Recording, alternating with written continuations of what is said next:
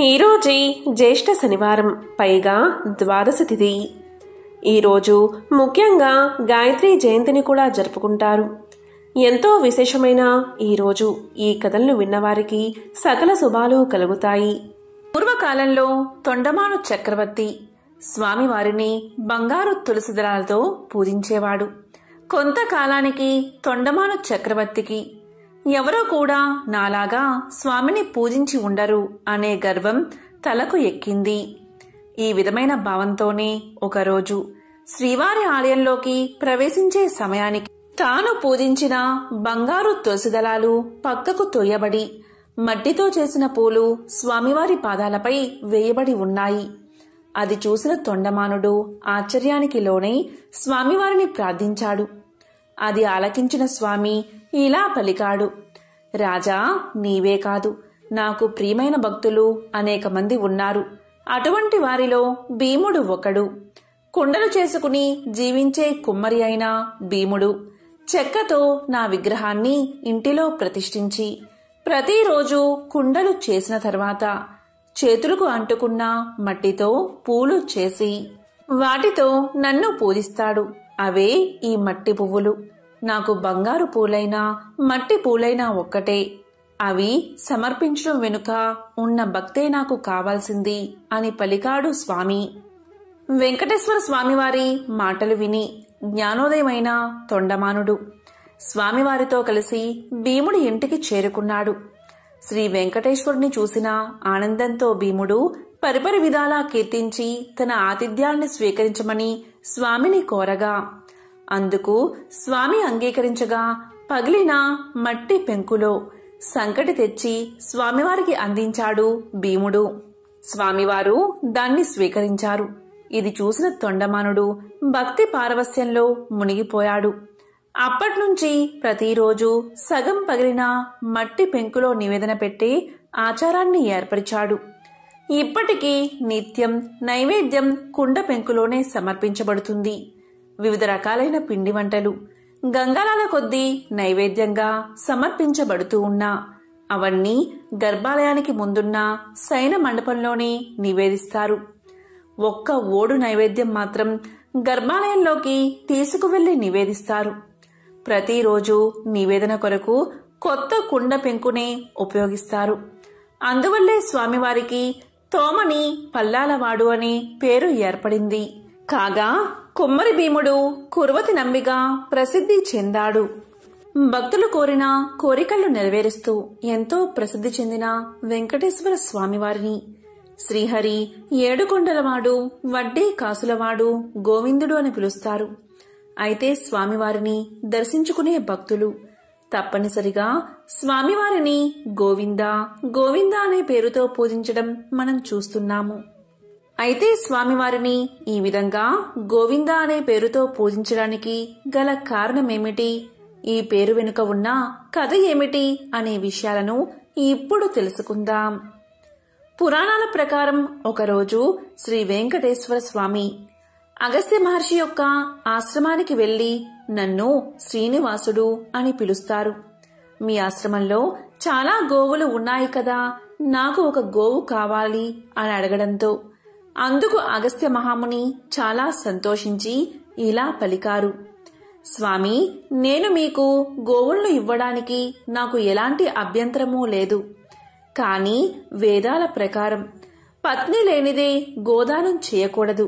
కనుక మీరు సతీ సమేతంగా వస్తే సంతోషంగా మీకు గోదానం చేస్తాను అని చెప్పడంతో శ్రీనివాసుడు అక్కడి నుంచి వెళ్లిపోతాడు.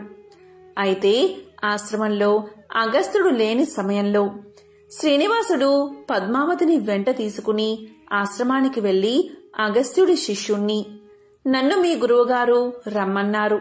గోదానం చెయ్యాలంటే సతీ సమేతంగా రమ్మని చెప్పారు. మీ గురువుగారి ఆజ్ఞ మేరకు సతీ సమేతంగా వచ్చాను. నాకు గోవు ఇవ్వు అనడంతో అందుకు ఆ శిష్యుడు తన గురువు లేనిదే గోవులు ఇవ్వడానికి నిరాకరించాడు. మీరు గురువు ఉన్నప్పుడు రావాల్సిందని సూచించాడు.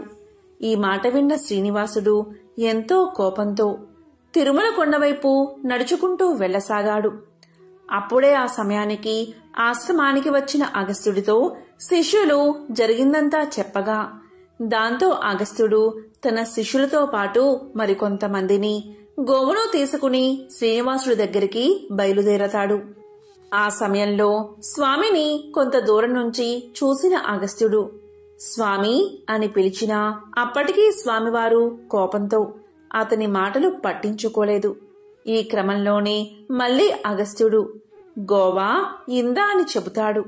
గోవా అంటే ఆవు, ఇందా అంటే ఇదిగో అని అర్థం. అలా గోవిందా అని పిలవడంతో ఆ పేరు గోవిందగా మారి స్వామివారిని గోవింద నామస్మరణ చేస్తూ భక్తులు పూజిస్తున్నారు. తిరుమలలో పూసిన ప్రతి పువ్వు స్వామి పాదాల చింతకు చేరాలి అనుకుంటుంది. శ్రీవారి తోమాల సేవలో మురవాలి అనుకుంటుంది. స్వామి గుండెలపై ఒదిగిపోవాలి అనుకుంటుంది. శ్రీవారి సొగసైన ముఖంపై గెడ్డం మీద పచ్చ కర్పూరాన్ని ఎందుకు అద్దుతారు? అక్కడ స్వామిని ఎవరు కొట్టారు? తిరుమల ఆలయంలో మహాద్వారానికి కుడివైపున కనిపించే గుణపం కథ ఏమిటి? తిరుమలలో స్త్రీలు పువ్వులు ఎందుకు పెట్టుకోరు? ఈ ప్రశ్నలంటికి ఒకే సమాధానం, అనంత ఆళ్వారులు. శరణుజొచ్చిన భక్తులపై ఆ వెంకటాచలపతి ఎంతటి దయావర్షం కురిపిస్తారో చెప్పే కథే ఇది. అనంతాచార్యుల చరితం నిష్కల్మషమైన భక్తికి తార్కాణం. తిరుమలలో పూసిన ప్రతి పువ్వు స్వామి పాదాల చెంతకు చేరాలి అనుకుంటుంది. ఇలాగే స్వామి సేవలో తరించి ఆయన పాదాల మీద రాలిన గొప్ప భాగవోత్తముడు అనంత ఆళ్వారులు. అనంత ఆళ్వారుల గురించి తెలుసుకోవడం అంటే భక్తులపై శ్రీనివాసుడి అనంతమైన ప్రేమ, వాత్సల్యం గురించి తెలుసుకోవడమే. శ్రీరంగంలో భగవత్ రామానుజుల శిష్యులే అనంతాచార్యులు. ఒకనాడు రామానుజులు అనుగ్రహ భాషణం చేస్తూ తిరుమలలో అలంకార ప్రియుడైన శ్రీనివాసుడికి పుష్ప కైంకర్యాలు సక్రమంగా జరగడం లేదని ఆవేదన వ్యక్తం చేశారు. కాని దట్టమైన అడవులు, క్రూర మృగాలు, విషసర్పాలు సంచరించే శేషాచల కొండల్లో ఎవరు ఉండగలరు? అక్కడ చెరువు తవ్వి బృందావనం తయారు చేసి పుష్పసేవ ఎవరు చేస్తారు? ఈ విధంగా గురువు రామానుజుల మనసులోని బాధను అర్థం చేసుకున్న శిష్యుడైన అనంతాచార్యుడు తాను వెళ్లి వెంకటాచలపతికి పుష్ప కైంకర్యాలు సమర్పిస్తాను అన్నారు. గురువుగారికిచ్చిన మాట ప్రకారం గర్భవతి అయిన భార్యను తీసుకుని తిరుమలకు చేరారు అనంత ఆళ్వారులు. రావడంతోనే పూలతోట పనులు ప్రారంభించారు. అనంత ఆచార్యుల వేదానికి స్వేదానికి శ్రీవారు కదిలిపోయాడు, కరిగిపోయాడు. భార్యతో కలిసి చెరువు తవ్వుతున్న బక్కపల్చిని అనంతాచార్యుల దగ్గరకు సాక్షాత్తు శ్రీనివాసుడే ఒక బాలుడి రూపంలో వచ్చాడు. నీకు నేను సహాయం చేస్తాను అన్నాడు. కాని పసిబాలుడితో పని చేయించుకోవడం ఏమిటి అని అనంతాచార్యుల వారు వద్దని వారించారు. బాలుడు ఎంత బతిమాలినా వద్దన్నారు. కాని అనంత ఆచార్యులకు తెలియకుండా ఆయన భార్యకు చెరువు తవ్వడంలో సాయం చేస్తూ ఉన్నాడు ఆ బాలుడు. ఆ దృశ్యం చూసిన అనంత ఆచార్యులకు కోపం కట్టలు తెంచుకుంటుంది. సాయం వద్దని చెప్పినా ఎందుకు చేస్తున్నావంటూ బాలుణ్ణి తరుముతారు.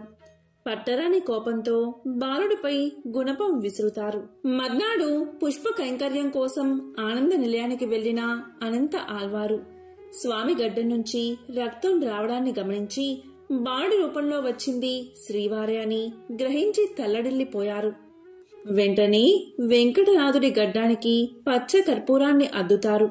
ఇప్పటికీ ఈ ఆచారం తిరుమలలో కొనసాగుతుందని చెబుతారు. అలా తిరుమల ఆలయంలో నిత్యం పుష్ప కైంకర్యం చేసిన పరమభక్తుడే అనంత ఆళ్వారు. తిరుమలలో స్వామివారికి నిత్యం పూలు సమర్పించి సేవ చేసుకునే భాగ్యం పొందిన తొలి భక్తుడే అనంత ఆళ్వారు. గురు రామానుజుల ఆదేశాలతో శ్రీవారికి పుష్ప కైంకర్య విధానాన్ని అమలు చేసింది అనంత ఆచార్యులే. శ్రీవారి సేవ కోసం పూల సాగుకు అనంత ఆళ్వారు ఏర్పాటు చేసిన పూలవనాన్ని అనంత ఆళ్వారు తోటగా పిలుస్తారు. మల్లెలు, మందారాలు, చామంతులు, సంపెంగలు, కలువలు, కనకాంబరాలు, గులాబీలు, నంది వర్ధనాలు, బిల్వదళాలు, తులసి దళాలతో ఈ నందనవనం అలరాడుతూ ఉంటుంది. ఇప్పటికీ అనంతాచార్యుల వంశీయులు స్వామికి నిత్యం పుష్ప కైంకర్యాలను సమర్పిస్తున్నారు. తిరుమల ఆలయంలో పడి కావలి మీదుగా ఆలయ ప్రవేశం చేసినప్పుడు కుడివైపున గోడకు తగిలించి ఉన్న గడ్డపారను చూడగాని అనంత ఆల్వారులు గుర్తుకు వస్తారు.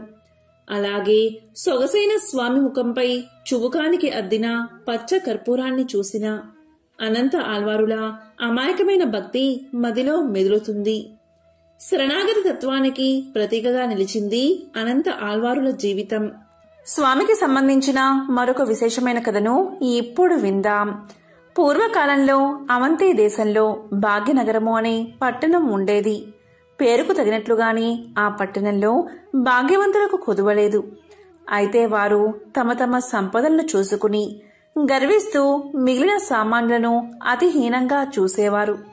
ఆ ఐశ్వర్యమంతా తమ గొప్పే అని తెలుస్తూ నిత్యం పూజలు కాదు కదా, విశేష రోజుల్లో కూడా ఏ పూజలు చేసేవారు కాదు. అప్పుడు శ్రీమన్నారాయణుడికి వీరందరికీ జ్ఞానోదయం కలిగించాలని తోచింది. ఒక రోజున ధనవంతులందరూ విందు వినోదాల్లో మునిగి తేలుతున్నారు. ఆ పట్టణ తూర్పు వీధిలో కల శ్రీ లక్ష్మీనారాయణ ఆలయంలో కనీసం దీపం వెలిగించే నాదుడు కూడా కరువయ్యాడు. ఆ రోజు తొలి ఏకాదశి, అత్యంత పర్వదినం.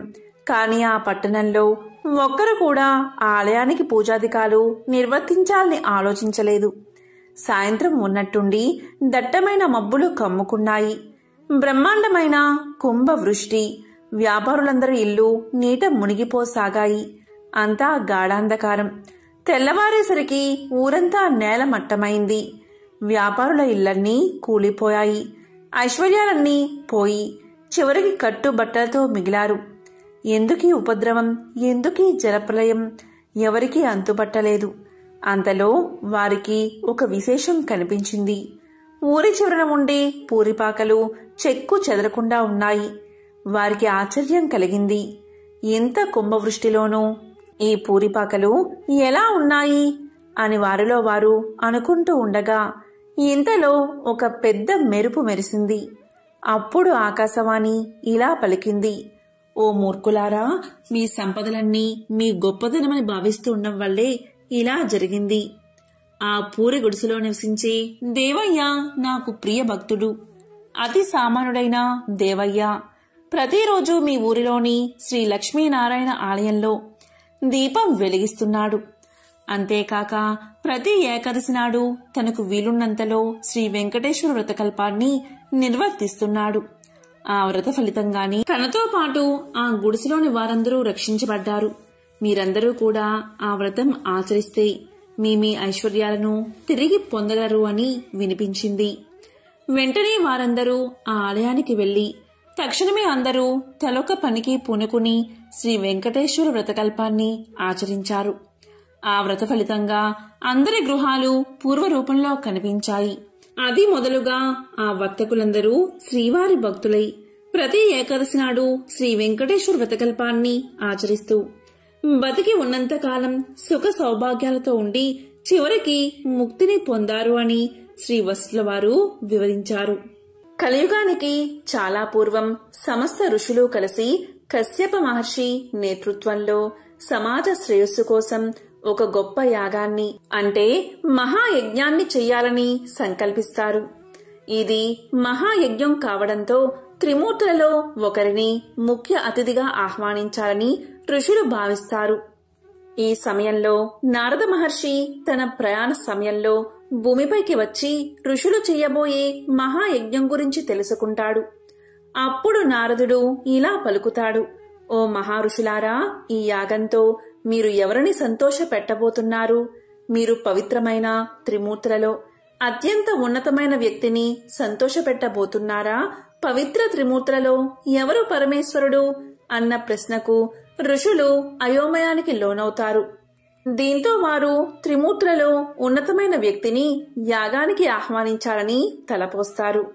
లోక కళ్యాణం కోసం యజ్ఞం తలపెట్టిన మహర్షులు త్రిమూర్తులలో గొప్పవారెవరో నిర్ణయించమని భృగు మహర్షిని పంపుతారు. అరికాలిలో నేత్రం కారణంగా తనకు గల శక్తి పట్ల గర్వితుడై ఉన్న భృగు మహర్షి తొలుత సత్యలోకానికి చేరుకుంటాడు. అక్కడ సత్యలోకంలో వేదగానం చేస్తూ బ్రహ్మదేవుడు, ఆయన గాత్రానికి వీణానాదాన్ని అందిస్తూ సరస్వతీదేవి, సంగీతంలో సంలీనులై ఉన్నారు. ఆలు మగలిద్దరూ ఒకే అనుభూతిలో లయించి ఉండగా ఆ అనునాదం అనంతమై విస్తరించింది. భృగువు రాక వారిని ఆటంకపరచలేదు. దాంతో వారు ఆయన రాకకి స్పందించలేదు. దీంతో కోపగించిన భృగువు బ్రహ్మకు భూలోకంలో ఆలయాలు ఉండవని శపిస్తాడు. ఇక అక్కడ్నుంచి కైలాసానికి వెళ్తాడు. కైలాసంలో శివ పార్వతులు నాట్యంలో లీనమై ఉన్నారు. ఆది దంపతులతో పాటు గణపతి, కుమారస్వామి సహితంగా నంది, భృంగి, రుద్రగణాలు ఆ పారవస్యంలో ఉన్నారు. ఇక్కడ కూడా భృగు మహర్షికి స్వాగత సత్కారాలు లభించలేదు. పార్వతీ పరమేశ్వరులు తాళం తప్పకుండా చేస్తున్న నాట్యం సర్వ సృష్టికి శృతి లయలు అయ్యింది. అహంకారం లేకుండా ఉండి ఉంటే భృగు మహర్షి ఆదిదేవుడు నాట్యమాపి తన్ని పలకరించే వరకు సహజంగా భక్తిగా వేచి ఉండేవాడు. కాని భృగువుకి అదనపు శక్తి ఉంది. దాని తాలూకు అహంకారం కూడా ఉంది. కాబట్టి భక్తుడు భగవంతుడి కోసం వేచి ఉండం కాదు, భగవంతుడే భక్తుడి రాక కోసం మెలకువతో ఉండాలి అనుకున్నాడు. దాంతో ఆగ్రహాన్ని నిగ్రహించుకోలేక లింగాకృతికే తప్ప పరమేశ్వరుడి రూపానికి అచ్చెళ్ళు ఉండరాదని శపించాడు భృగువు. అక్కడ్నుంచి వైకుంఠానికి చేరుకున్నాడు. అక్కడ లక్ష్మీనారాయణులు చదరంగ వినోదంలో తల మునకలై ఉన్నారు. సత్యలోకంలో బ్రహ్మ సరస్వతుల హృదయాలు సంగీత భరితమైతే కైలాసంలో శివ పార్వతుల తనువులు నాట్యగతిలో లయించి ఉన్నాయి. వైకుంఠంలో లక్ష్మీ విష్ణువుల మేధస్సు పరంగా చదరంగ క్రీడలో మునిగి ఉన్నారు. సృష్టి స్థితి లయకారులం కదా అని త్రిమూర్తుల్లో ఎవరూ ఇల్లాలితో గడపడానికి సమయం లేదు, సమయం లేకుండా ఉన్నాం అనలేదు, అనుకోలేదు. క్రీడా వినోదంలో మునిగి ఉన్న శ్రీహరి శ్రీదేవులను చూశాడు భృగువు. అప్పటికే ఆగ్రహం హద్దులు దాటి ఉంది. కాలెత్తి మహావిష్ణువు వక్షస్థలంపై ఒక్క తన్ను తన్నాడు. గుండెలపై తన్నిన బిడ్డని చూసిన తండ్రిలా శాంతంగా చిరునవ్వు నవ్వాడు శ్రీహరి. భృగువుని బుజ్జగిస్తూ అతిథి సత్కారాలతో ఆర్ఘ్యపాద్యాలు సమర్పిస్తూ భృగువు అరికాలిలోని నేత్రాన్ని చిదిమేశాడు. అప్పటికి కాని భృగు మహర్షికి తలకెక్కిన అహంకారం మహమ్మారి దిగిపోలేదు. చేసిన తప్పిదాలు తెలిసి రాలేదు. పోగొట్టుకున్న తపశ్శక్తి నష్టం అర్థం కాలేదు. దాంతో దిమ్మ తిరిగి వాస్తవంలోకి వచ్చి పడ్డాడు భృగువు. దుఃఖిస్తూ శ్రీహరి పాదాలపై పడ్డాడు. ఆ పైన పశ్చాత్తాపంతో తపోవనానికి తరలిపోయాడు. అతన్ని ఆశీర్వదించి తిరిగి చూసిన శ్రీహరికి ఎదురుగా శోకమూర్తి అయి శ్రీలక్ష్మి నిలిచి ఉంది. తన నివాస స్థానమైన మహావిష్ణువు వక్షస్థలంపై తన్నిన భృగువుని విష్ణువు శిక్షించకుండా సమాదరించి పంపినందుకు ఆ తల్లి అవమానం చెందింది. అనునయించబోయిన శ్రీమన్నారాయణుడికి శ్రీదేవి శోకాసూలే సమాధానం చెప్పాయి. బాధాతప్తమై ఆ ఇల్లాలు కన్నీటితో భర్తని విడిచిపోయింది. సిరి తనతో ఉన్నప్పుడు సర్వ సంపదలతో వైభవమూర్తే విలసిల్లిన శ్రీమన్నారాయణుడు సిరిదేవి విడిచి వెళ్లడంతో దరిద్ర నారాయణుడై అడవులు పట్టిపోయాడు. గుక్కెడు పాలకి పుట్టలో ఉండి పొదుగు వదిలిన గోమాత పుణ్యాన కడుపు నింపుకున్నాడు. దేశ దిమ్మరిలా తిరుగుతూ వకులమాలని చేరినప్పుడు సైతం ఎవరు నాయనా నీవు అంటే ఏ పేరుని చెప్పను, ఏ పేరుతో పిలిచినా పలుకుతాను, ఏ ఊరని చెప్పను, అన్ని ఊళ్ళూ నావే, సిరి నుండే తల్లి ఇప్పుడు తొలగిపోయింది అంటాడు.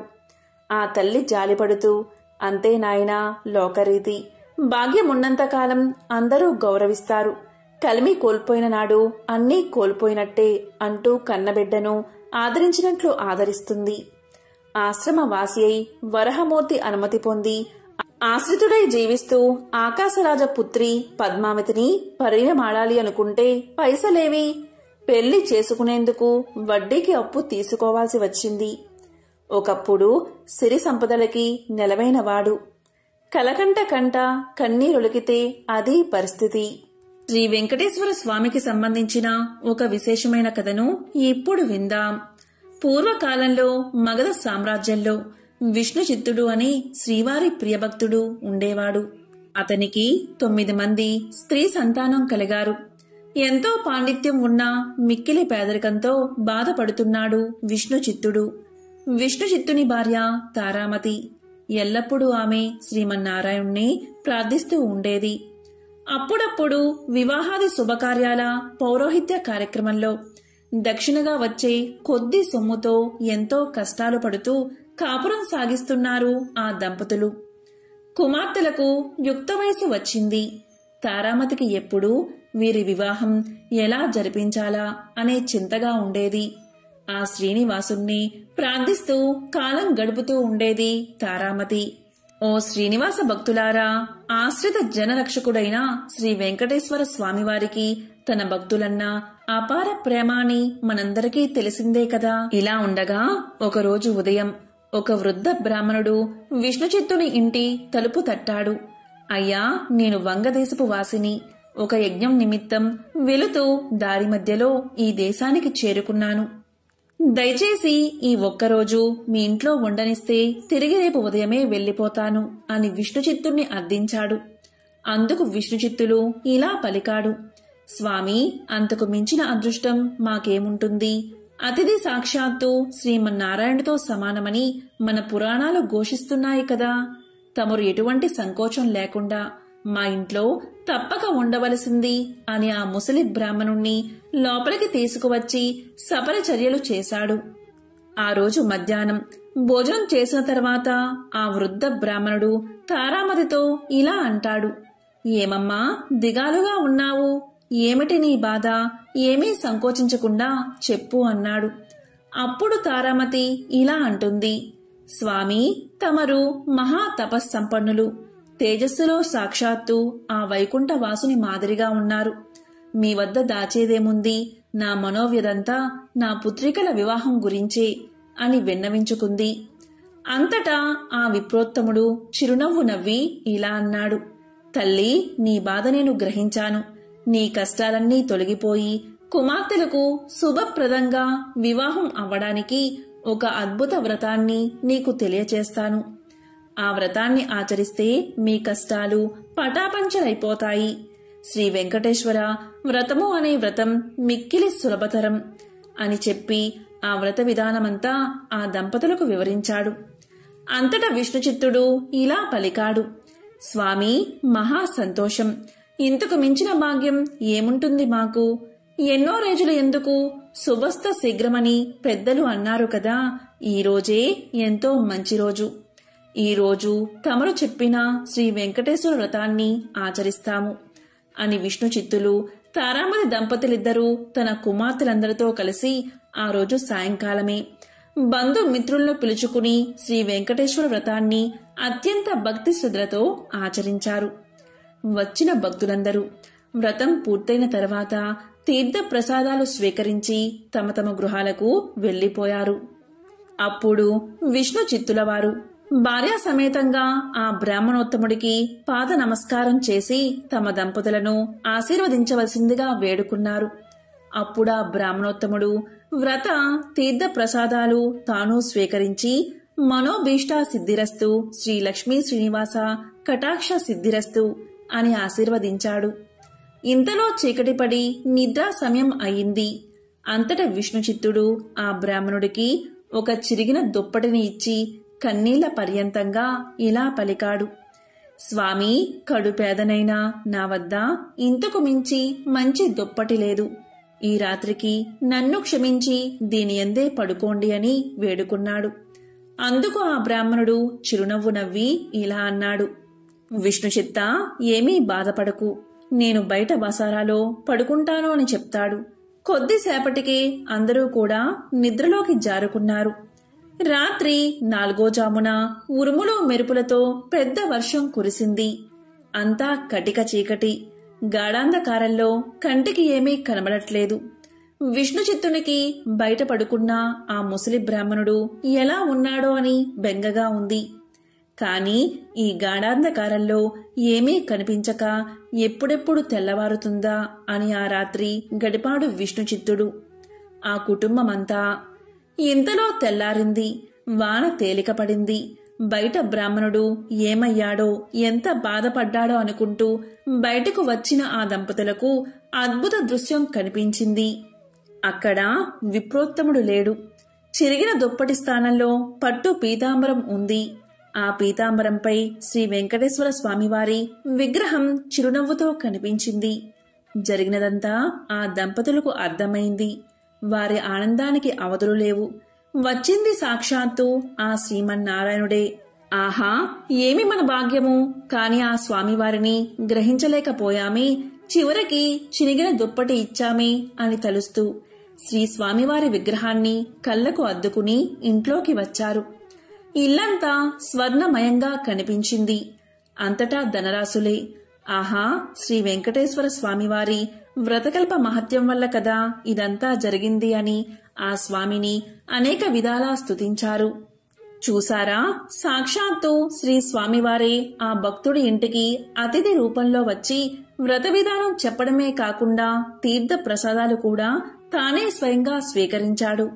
శ్రీ స్వామివారు అంతటి కరుణామయుడు. ఈరోజే గాయత్రీ జయంతి. జ్యేష్ఠ శుక్ల ఏకాదశి రోజున హిందువులు గాయత్రీ జయంతిని జరుపుకుంటారు.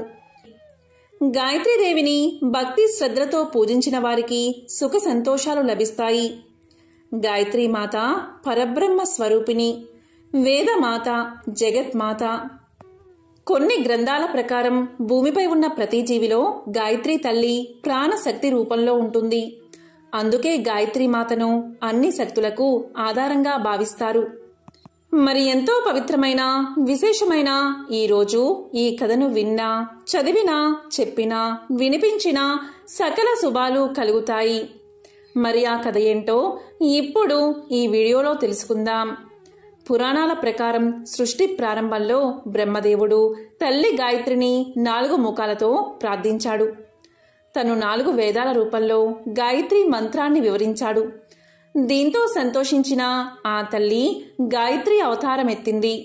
అందుకే ఈ మాతను వేదమాత అంటారు. గాయత్రి మంత్రం 4 వేదాల సారాంశాన్ని వివరించింది. పూర్వం గాయత్రి మంత్రం మహిమలు కేవలం దేవీ దేవతలకు మాత్రమే పరిమితం చేయబడి ఉండేవి. అయితే గాయత్రి మంత్రాన్ని విశ్వామిత్ర మహర్షి సాధారణ ప్రజల వరకు తీసుకువచ్చారు. వేదమాత గాయత్రీదేవి మంత్రాన్ని బ్రహ్మర్షి విశ్వామిత్రుడు ప్రవచించిన రోజే గాయత్రీ జయంతి. ఉపనయనం అయిన వారు ఈ రోజు గాయత్రీ మంత్రాన్ని తప్పనిసరిగా జపించాలి. ఈ రోజున గాయత్రీ మాతను పూజించడం వల్ల 100 జన్మల తపఫలం లభిస్తుంది. కోరిన కోరికలు నెరవేరి శత్రు బాధల నుండి, గ్రహ పీడల నుండి రక్షించబడతారు. పూర్వం ఒకప్పుడు అరుణుడు అనే బలవంతుడైన రాక్షసుడు ఉండేవాడు. అతడు దేవతలను ద్వేషించేవాడు. దేవలోకాన్ని పూర్తిగా జయించాలి అనే కోరికతో 10,000 సంవత్సరాలు గంగా తీరంలో నిరాహార దీక్షతో గాయత్రి జప పరాయణుడై తీవ్రమైన తపస్సు చేశాడు. ఇలా చేయగా తపోదీక్షలో ఉన్న అరుణుని శరీరం నుండి దుస్సహమైన అగ్ని వెలువడింది. ఆ వేడికి లోకాలన్నీ తపించిపోయాయి. దీంతో దేవతలు కలత చెంది బ్రహ్మదేవుణ్ణి శరణు వేడారు.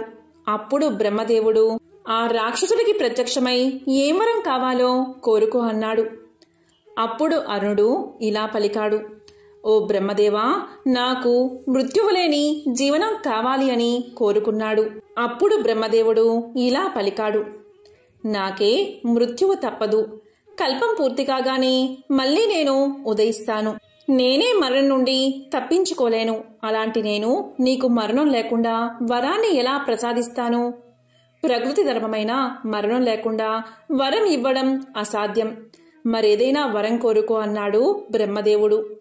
దానికి ఆ రాక్షసుడు, చతురానన, మరణం అనివార్యమైతే యుద్ధ రంగంలో కాని, శస్త్రాస్త్రాల చేత కాని, స్త్రీ పురుషుల్లో ఎవ్వరి చేత కాని, 2 కాళ్ళు గల ప్రాణి చేత కాని, 4 కాళ్ల గల జంతువు చేత కాని, పంచభూతాల్లో ఏ ఒక్క దాని చేత కాని మరణం లేకుండా వరాన్ని ప్రసాదించు అని కోరుకున్నాడు. దీనికి బ్రహ్మ తదాస్తు అని చెప్పి అంతర్ధానమైపోయాడు. దీంతో గర్వంతో అరుణుడు రాక్షస గణంతో కలిసి దేవలోకాన్ని ఆక్రమించడానికి సంసిద్ధుడయ్యాడు. ముందుగా ఒక దూడను ఇంద్రుని వద్దకు పంపి యుద్ధానికి సిద్ధపడమని కబురు చేశాడు.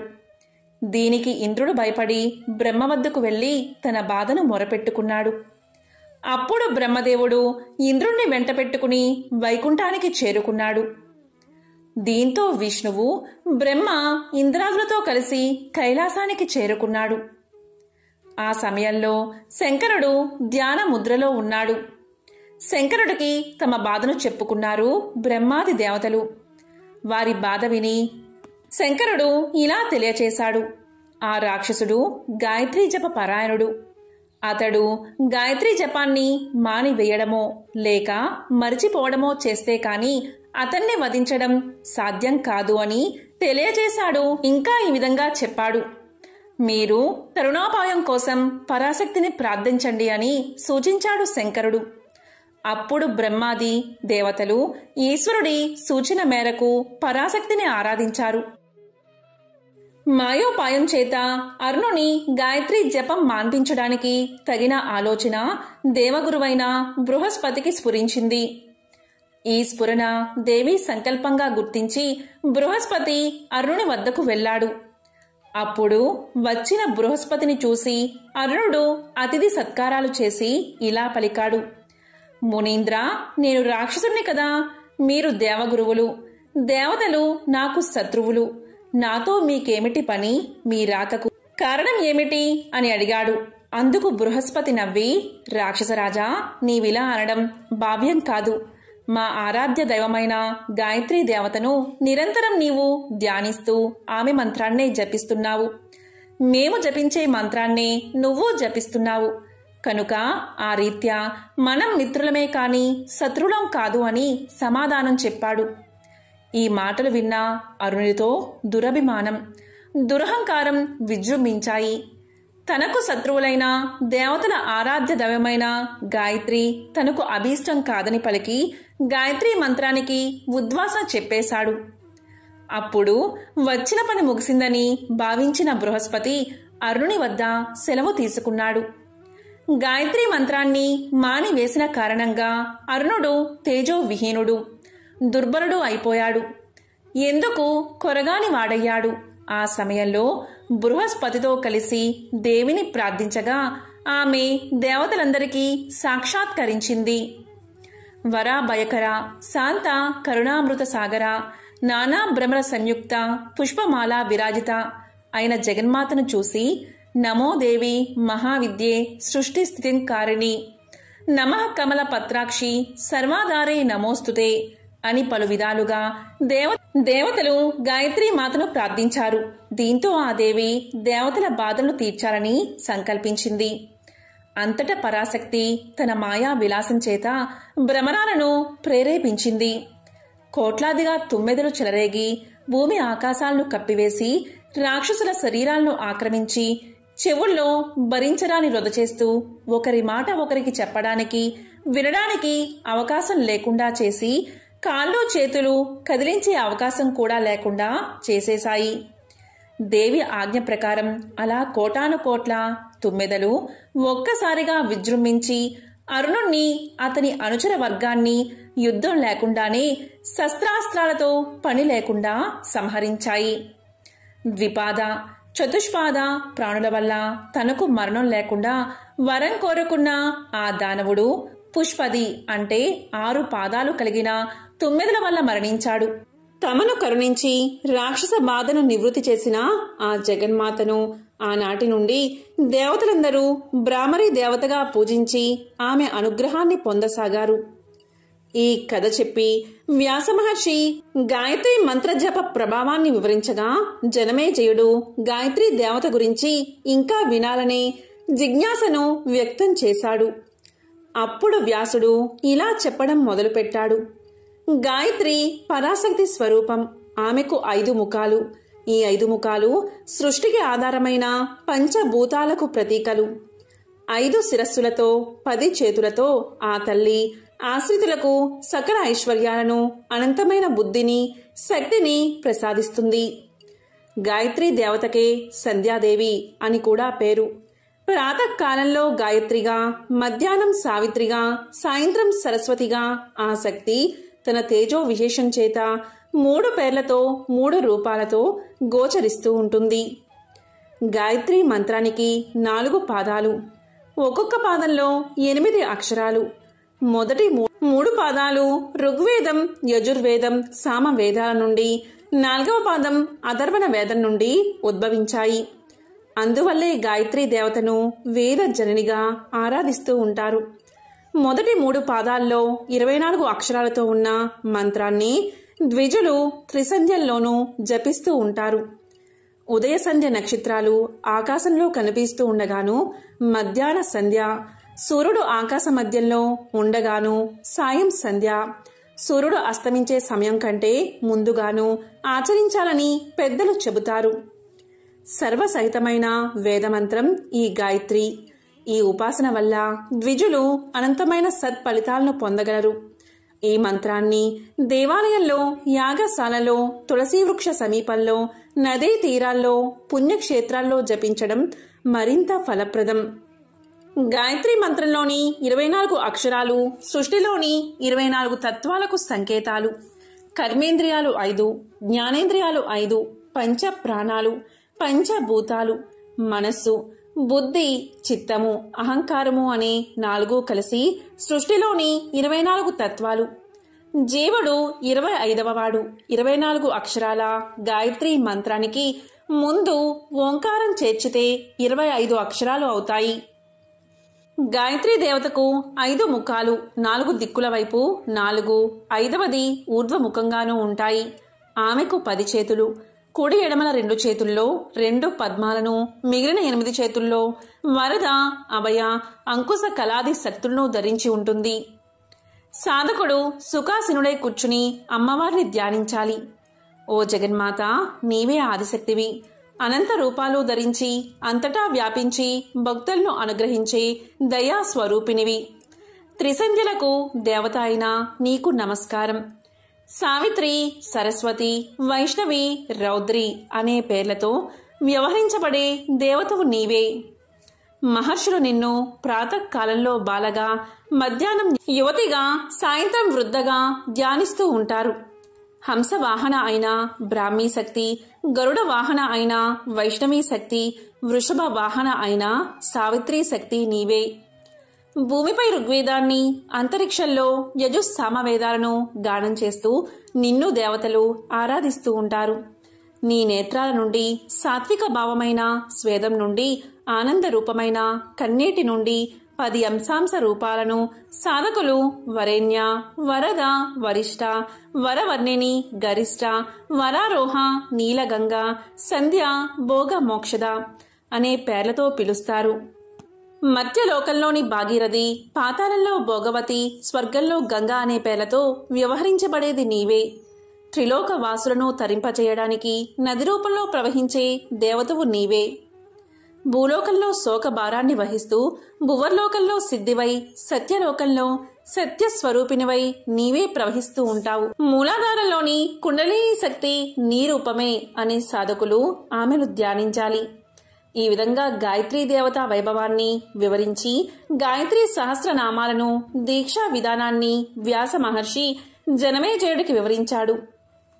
వేదము నుండి ఉద్భవించిన గాయత్రీ మంత్రాన్ని ద్విజులు గురుముఖతః విధి విధానంగా గ్రహించి శ్రద్ధాభక్తులతో మంత్రానుష్ఠానం సాగిస్తే సర్వశక్తులు స్వాధీనమవుతాయి. భూత ప్రేత పిశాచాది దుష్టశక్తులు నశిస్తాయి. సప్తకోటి మహామంత్రాలకు గాయత్రియే మాతృక. గౌతమ మహర్షి కొన్ని వేల సంవత్సరాలు గాయత్రీ మాతను ఉపాసించి దేశంలో అనావృష్టి వల్ల కలిగిన కరువు కాటకాలను నివారింపచేశాడు.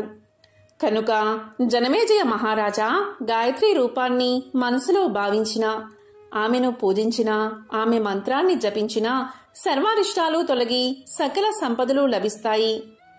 గాయత్రీ మంత్రశక్తిని దుర్వినియోగం చేసి లోక కంటకుడై ప్రవర్తించిన రాక్షసుడైన అరుణుడు దుర్గతి పాలయ్యాడు. గాయత్రీ మంత్రశక్తిని సద్వినియోగం చేసి గౌతముడు దుర్భిక్షాన్ని తొలగించి లోకాన్ని ఆదుకుని లోక పూజ్యుడయ్యాడు. కనుక మంత్రశక్తిని సంపాదించిన వారు దాన్ని సద్వినియోగం చేసి లోకహిత దీక్షతో ప్రవర్తించాలే కాని స్వార్థంతో, అహంకారంతో ఆ శక్తిని దుర్వినియోగం చేయకూడదు అని వ్యాసమహర్షి జనమేజయుడికి గాయత్రీ వృత్తాంతాన్ని సవివరంగా అందించాడు. ఈ గాయత్రి జయంతి రోజు ఏమీ చేయకపోయినా సరే సూర్యోదయానికి ముందుగానే స్నానాధికాలు ముగించుకుని గాయత్రీదేవికి శాస్త్రోక్తంగా షోడశోపచార పూజను చేయాలి. విద్యను ఆశించేవారు కలువ పువ్వులతోనూ, ఇతర కామ్యాలను ఆశించేవారు మందార పువ్వులతోనూ, దీర్ఘ సుమంగళి యోగాన్ని కోరుకునేవారు పసుపు కుంకుమలతోనూ, ధనాన్ని ఆశించేవారు పద్మాలతోనూ అమ్మను పూజించాలి. ఉపనయనం అయినవారు, ఉపదేశం ఉన్నవారు గాయత్రి మంత్రాన్ని జపించాలి. మిగిలిన వారు గాయత్రి స్తోత్రాన్ని పఠించాలి. అమ్మవారికి షడ్రసోపేతమైన నైవేద్యాన్ని సమర్పించాలి. ఒక ముత్తైదువును గాయత్రి స్వరూపంగా భావించి భోజన తాంబూలాలతో సేవించాలి.